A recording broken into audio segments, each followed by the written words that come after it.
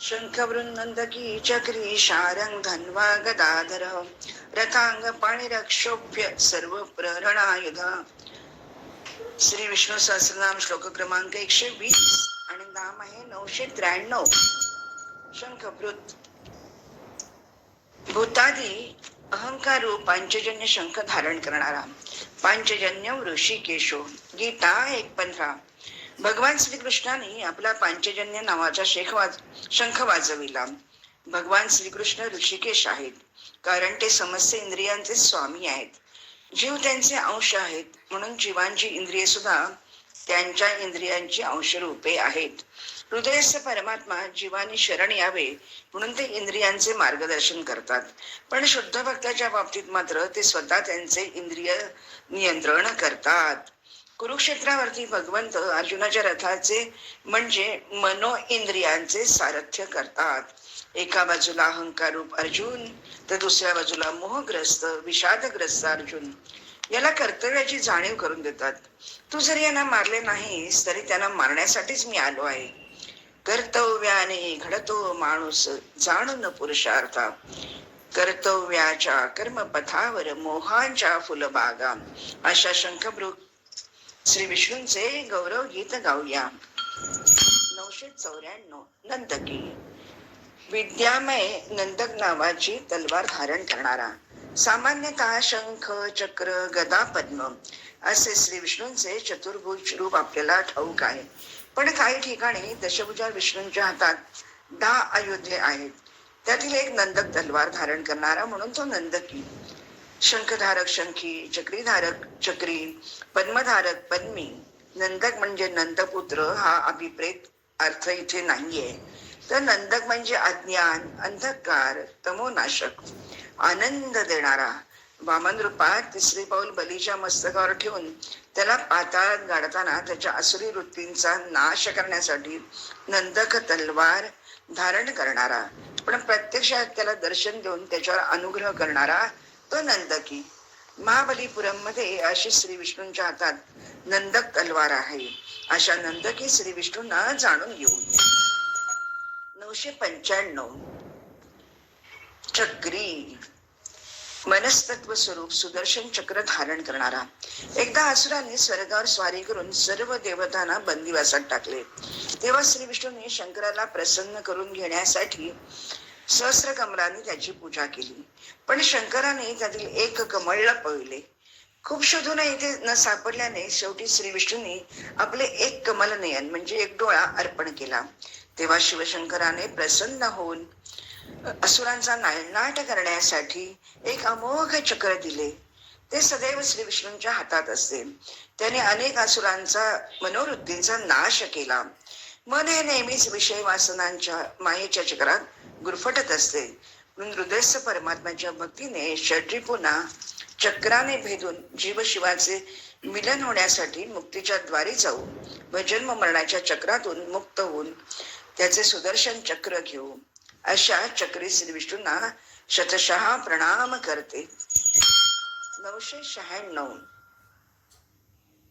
शारंग धन्वा. इंद्रियादी अहंकारात्मक शारंग नामक धनुष्य धारण करणारा. शारंग धनुर्यस्य सह. विष्णूच्या धनुष्याचे नाव शृंगाचे धनुष्य. शृंग अप म्हणजे शारंग धन्वा आणि म्हणजे धारण करणारा. तया परी तो पंडुकुमारू महामोहे अति जर्जरू देखोनी श्री शारंग धरू काय बोले 25. पायाला उगवणी बुझावणी तुझ्या ठाई शारंग पाणी 546. शारंगी म्हणजे विष्णू कृष्ण हेच समर्थावया लागी एक दोन चांगी. उपपत्ती शारंगी दाविता जाहला. ज्ञानेश्वरी 11,704. श्रीराम श्री विष्णू श्रीकृष्ण या क्षत्रियांचे धनुष्यबाण अक्षय भाता ही बिरुदावली. त्याच्या शौर्याचे प्रतीक. शत्रूंचा अहंकाराचा बिमोड व सज्जनांचे रक्षण करण्यासाठी सदैव सज्ज म्हणून ते शारंग धन्वा आहे. औत्तान पाद भगवास्तव शारंग धन्वा देवा शुणत्व वनतात तारती हरो विपक्षान यन्नाम ध्येयम अभिधाय निशम्य चाधा लोकंजसा तरती दुस्तरमंग मृत्युम भागवत. 4:10-30. हे उत्तानपाद नंदन ध्रुवा, शरणागताचे भय नाहीसे करणारे शारंगपाणी भगवान तुझ्या शत्रूचा संहार करोत. भगवंताचे नाव ऐकल्याने मनुष्य दुस्तर मृत्यूच्या जबड्यातून अनायासे वाचतो. असा शारंगधन्वा श्री विष्णू आपले अंतर्बाह्य शत्रूंपासून रक्षण करोत. 997. गदाधर. बुद्धितत्वात्मक कौमोदकी नावाची गदा धारण करणारा. श्रीकृष्णस्य विचक्रेण सह घोरम युद्धम विचक्रस्य वधम. वैशंपायन उवाच एतस्मिन् अंतरे राजन् द्वंद्वयुद्धम् अमवर्तत विचक्रम योधयामास शारंगधन्वा गदाधर. हरिवंश पुराणम पर्व 3 भविष्य पर्व 123. 1. गदाधर संसार सागरस्य नायकाः. व्यवहारात आपण बरेचदा म्हणतो अमुक व्यक्तीवरती गदा आली, अरिष्ट आले, प्रापंचिक अरिष्ट आले. सर्व उपाय हरल्यावरती अखेर आपण त्या गदाधराला शरण जातो. भगवंताच्या हातात कौमुदकी गदा आहे. वामन अवतारात बलीला सुतलात गाडल्यानंतर कौमुदकी गदाधर भगवंत स्वतः त्याचे द्वारपाल झाले. त्यामुळे त्याचा अहंकार असुरभाव नष्ट झाला. देवांचे राज्य देवांना परत मिळाले. त्याचबरोबर कोणी असुर सुतलातून डोके वर काढून स्वर्गावर स्वारी करू नये, हा त्या गदाधराचा मूळ उद्देश. सावर्णी मन्वंतरात बली हा परम भक्त इंद्र होईल. विश्वकर्म्याने बनविलेल्या सुतलात कृष्णाच्या कृपा दृष्टीने कोणालाही मानसिक आजार, थकवा, ग्लानी, शत्रूकडून पराभव होणार नाही. स्वर्गातील देवता सुद्धा ज्याची इच्छा करतात असा सुतल या बलीला दिला. भागवत 8:22, 32 आणि 33. अशा गदाधर श्री विष्णूंचे गुणगान गाऊ. 998. रथांग पाणी. ज्याच्या हातामध्ये रथाचे चाक आहे असा. पूर्वन्यास म्हणजे रथांग पाणी. रक्षेभ्यो इति नेत्रम करन्यास रथांग पाणी रक्षेभ्यो इति करतलकर पृष्ठाभ्याम नमः. अंगन्यास रथांग पाणी रक्षेभ्यो नेत्राभ्याम वौषट असे सर्व न्यास आहेत. सशंख चक्रम सकिरीट कुंडलम सपीत वस्त्रम सरसीरुहेक्षणम सहार वक्षस्थल कौस्तुभश्रियम नमामि विष्णुम शिरसा चतुर्भुजम.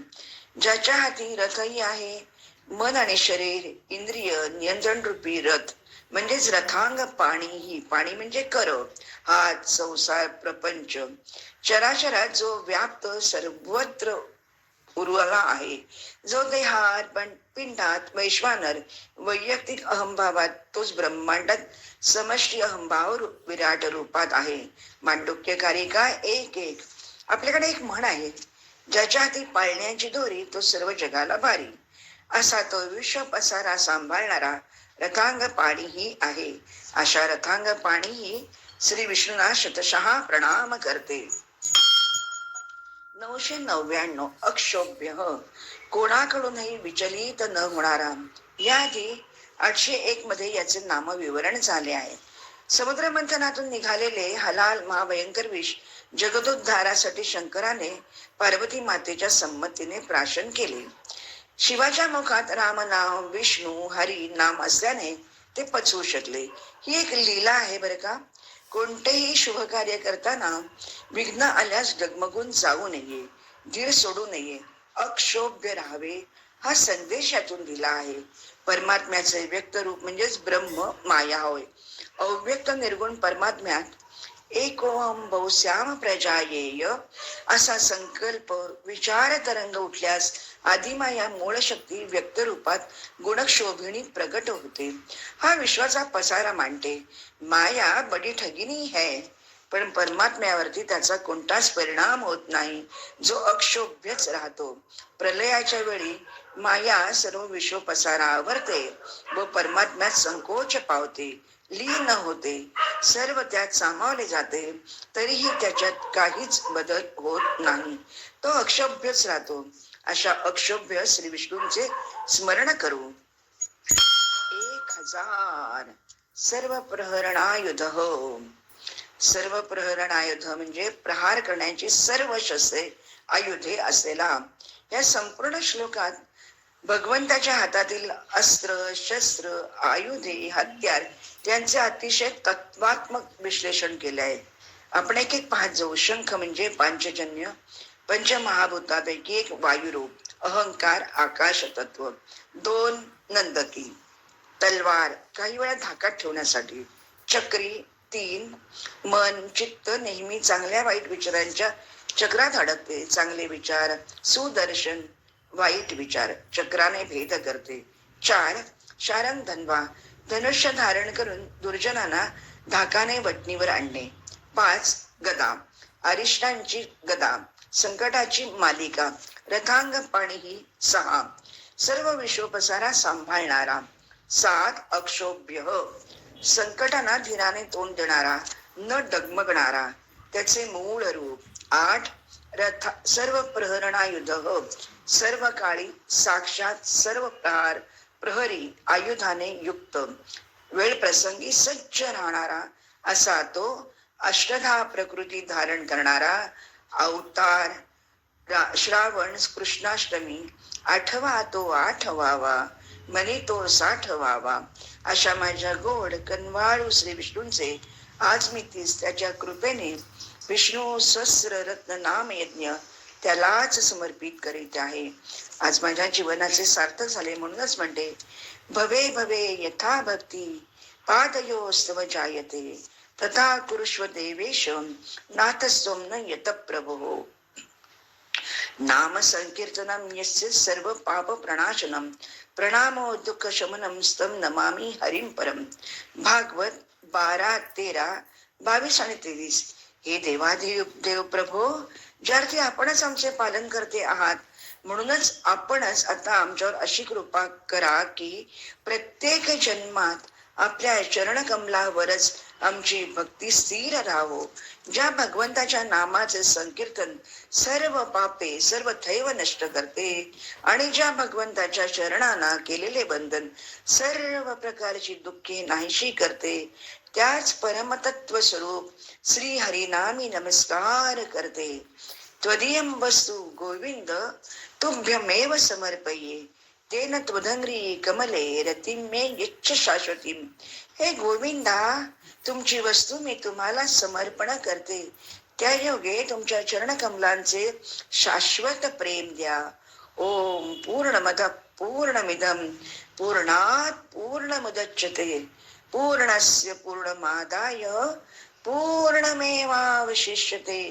ओम शांती शांती शांती. हरिओम तत्सत. आज कळवण्यास विशेष आनंद होतो आहे की